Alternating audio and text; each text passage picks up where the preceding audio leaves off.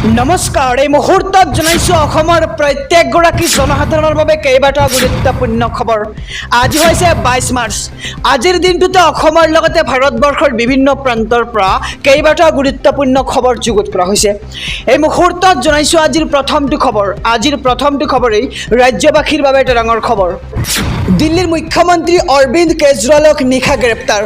খুৰানীতি কেলেংকাৰীৰ গোচৰত ইডিয়ে গ্ৰেপ্তাৰ কৰিলে কেজৰিৱালক।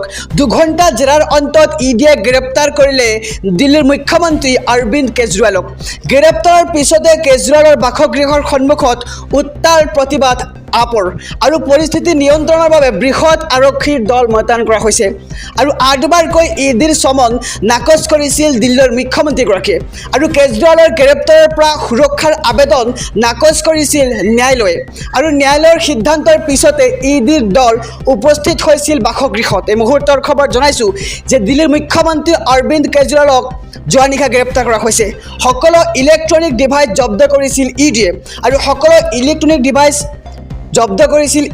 আৰু কেজৰিৱালক গ্ৰেপ্তাৰৰ বিৰুদ্ধে SCৰ দ্বাৰস্থ হ'ব আপৰ নেতৃত্ব।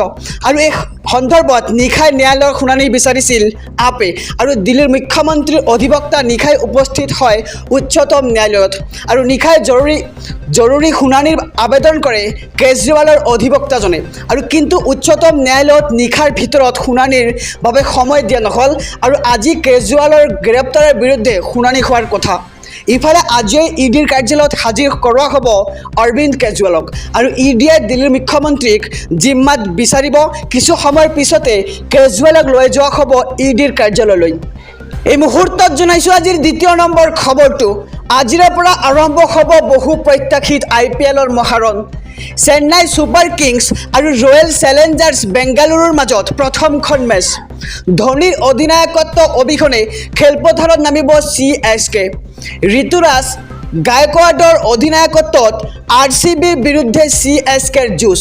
আৰু IPL T20ত কোনটো দল আপোনাৰ প্ৰিয় কমেণ্ট বক্সত মতামত জনাব। চেন্নাই ছুপাৰ কিংছ নে ৰয়েল চেলেঞ্জাৰ্ছ বেংগালুৰুৰ সমৰ্থক আপুনি? আৰু মুম্বাই ইণ্ডিয়ানছ নে কলকাতা নাইট ৰাইডাৰ্ছ আপোনাৰ প্ৰিয় দল? আৰু দিল্লী কেপিটেলছ গুজৰাট টাইটানছ নে লক্ষ্ণৌ ছুপাৰ জায়েণ্টছ কমেণ্ট বক্সত মতামত জনাব কোনটো দল আপোনাৰ প্ৰিয়। পাঞ্জাৱ কিংছ ৰাজস্থান ৰয়েলছ নে ছানৰাইজ হায়দৰাবাদ দল আপোনাৰ প্ৰিয়।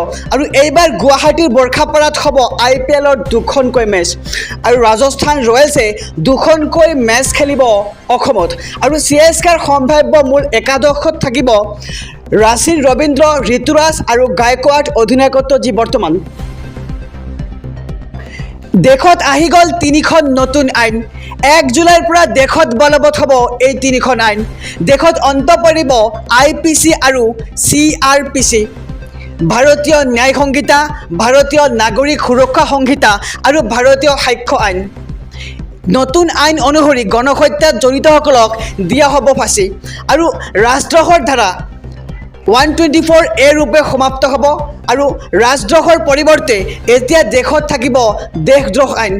আৰু নতুন আইন অনুসৰি আৰক্ষীয়ে দিব লাগিব গ্ৰেপ্তাৰৰ তথ্য। আমি সবিশেষ জনাইছোঁ যে এই নতুন আইন 3খনত কি থাকিব। কোনো ব্যক্তিক গ্ৰেপ্তাৰ কৰিলে পৰিয়ালক তথ্য দিব লাগিব আৰক্ষীয়ে। আৰু কোনো এটা গোচৰত 90 দিনৰ ভিতৰত কি হ'ল তাৰ তথ্য গ্ৰেপ্তাৰ কৰা ব্যক্তিজনক দিব লাগিব আৰক্ষীয়ে। আৰু কিশোৰীৰ সৈতে ধৰ্ষণত জড়িত হ'লে যাৱজ্জীৱন কাৰাদণ্ড দিয়া হ'ব। আৰু সন্ত্ৰাসবাদক লৈ দেশত আহি গ'ল কঠোৰ আইন। মানৱ অধিকাৰৰ নামত সন্ত্ৰাসবাদক এতিয়াৰে পৰা দিব নোৱাৰিব নিৰাপত্তা। আৰু ইয়াৰ উপৰিও আছে কেইবাটাও নতুন নিয়ম এই আইনখনত। আৰু গণধৰ্ষণৰ ঘটনাত থাকিব মৃত্যুদণ্ডৰ শাস্তি। আৰু যৌন নিৰ্যাতনৰ বলি হোৱা ভুক্তভোগীৰ ভাষ্য ভিডিঅ' ৰেকৰ্ড কৰাটো বাধ্যতামূলক।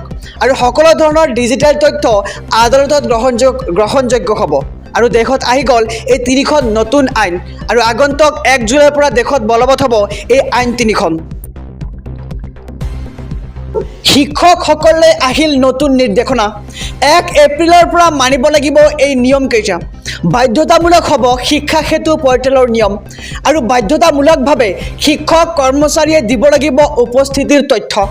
প্ৰতিজন শিক্ষাৰ্থীৰ উপস্থিতিৰ তথ্য দিয়াটো বাধ্যতামূলক কৰা হৈছে।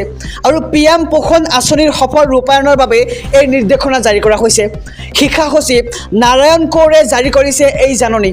শিক্ষকসকললৈ আহি গ'ল নতুন নিৰ্দেশন। আমি খবৰটো আকৌ জনাবলৈ যত্ন কৰিম যে 1 এপ্ৰিলৰ পৰা মানিব লাগিব আপুনি এই নিয়ম, বাধ্যতামূলক কৰা হ'ব শিক্ষা সেতু পৰ্টেলৰ নিয়ম।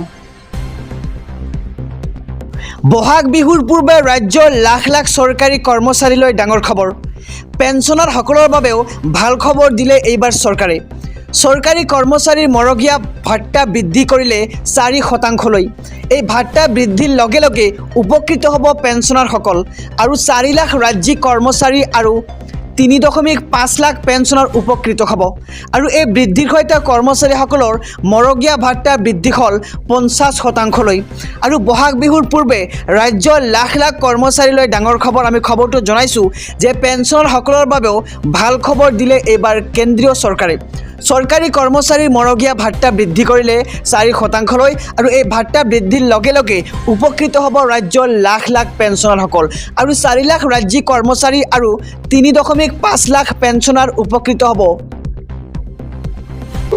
চতৰ বৰষুণ জাক নেৰানেপেৰাকৈ দিছে। 3 দিন ধৰি ৰাজ্যজুৰি নেৰানেপেৰা বৰষুণ। 32খনকৈ জিলাত জাৰি কৰা হৈছে য়েল্লো এলাৰ্ট। অসম উত্তৰ পূবত ধাৰাসাৰ বৰষুণ, ধুমুহা আৰু বজ্ৰপাত। আগন্তুক 2 দিনলৈ ৰাজ্যত অব্যাহত থাকিব প্ৰচণ্ড ধুমুহা, বৰষুণ, বজ্ৰপাত আৰু শিলাবৃষ্টি। বতৰ বিজ্ঞান কেন্দ্ৰৰ সতৰ্কবাণীৰ পাছতেই বৰষুণ অব্যাহত। 23 মাৰ্চ পৰ্যন্ত হ'ব এই বৰষুণ, ধুমুহা, শিলাবৃষ্টি আৰু বজ্ৰপাত।